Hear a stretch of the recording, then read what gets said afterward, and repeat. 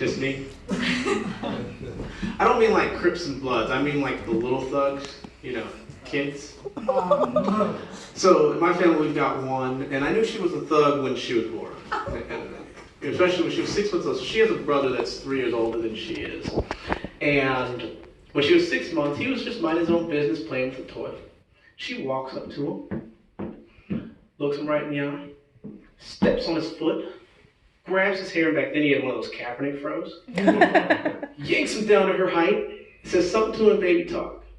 I swear, if I could translate, she said, "Don't fuck with me, man." Lets him go.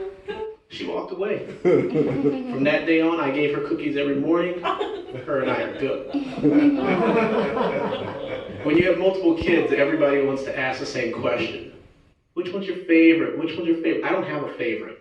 I just have one that I fear.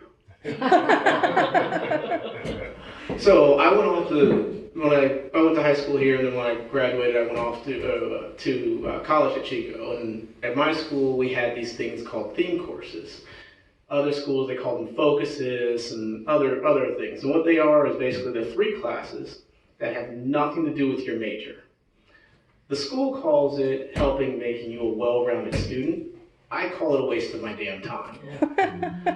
So myself as a straight male, since I gotta take these 3 courses, I know what I'll take. Women's studies. It'll be perfect, right? I'll be the only male, surrounded by a bunch of women. Perfect. Not the case. I was the only male, surrounded by a bunch of women that hated me. I quickly changed out of that and went into what I thought was better, African American studies. Should be perfect, right? Wasn't any better. Now I was the only black guy in a class full of students who thought I knew all the answers.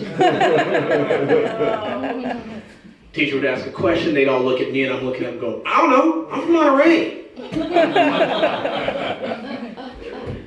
You guys all excited that we're in autumn now? The leaves are changing colors. You guys excited about that? Yeah. You're just happy pumpkin spice is back out. Yeah. That's all I do care about. What I will tell you, as a black guy, this season is not easy for us because when we look in a fridge and we see an orange pie, we want it to be sweet potato, not pumpkin. So, we have a married couple, 21 years? Yeah. Any other ones? We had another one here before.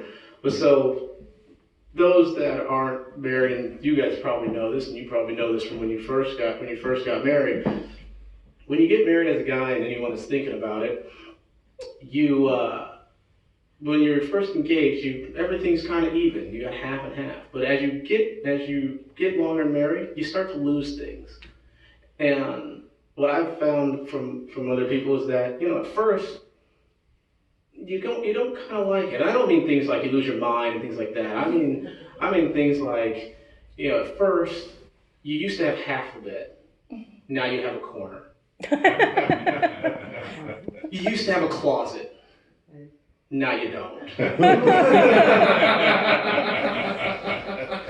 But as you probably know, because you're 21 years into it, you start to use that to your advantage, because you start to lose things that you want to lose, like your hearing.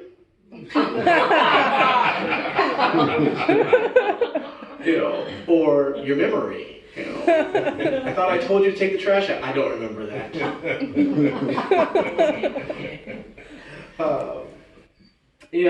There's a lot of differences between like men and women. One of the major differences is a scientific difference, and it's basically in our chromosomes. Women have 2 X chromosomes, which, as we all know, is the universal sign for no. Astute observation. Men have an X and a Y. The reason for that is our first thought, and the answer should always be our X chromosome. But then we have the Y chromosome that says, why the hell not? Which is usually what we go with.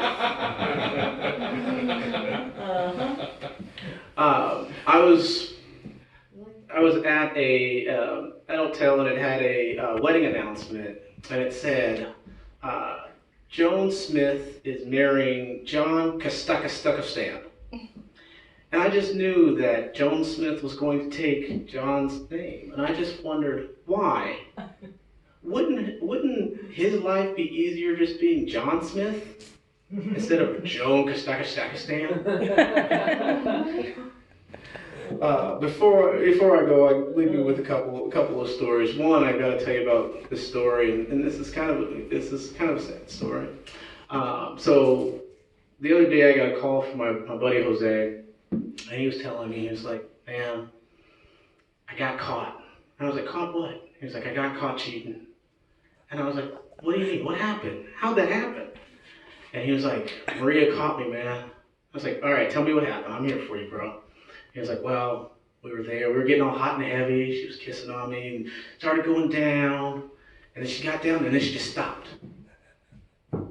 And I was like, "Well, why'd she stop?" And she was like, "Then she just popped up." She was like, "You cheated on me." And I was like, "Why? How do you know?" And she was like, "Pumpkin spice."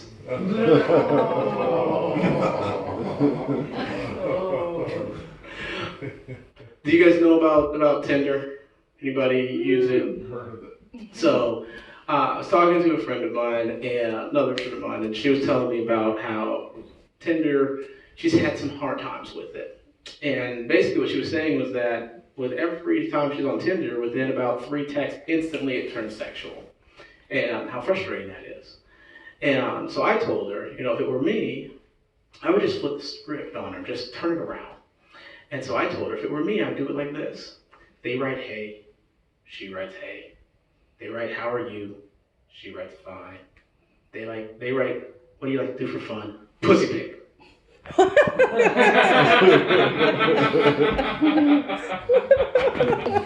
They write, "Do you like sports?" "Pussy pic again." And then I told her, if it were really, really me, I'd take it to a whole nother level. Oh no. Because I wouldn't even send my pussy. I'd send random ones. One day I'd send an Asian one. One day I'd send a redhead one.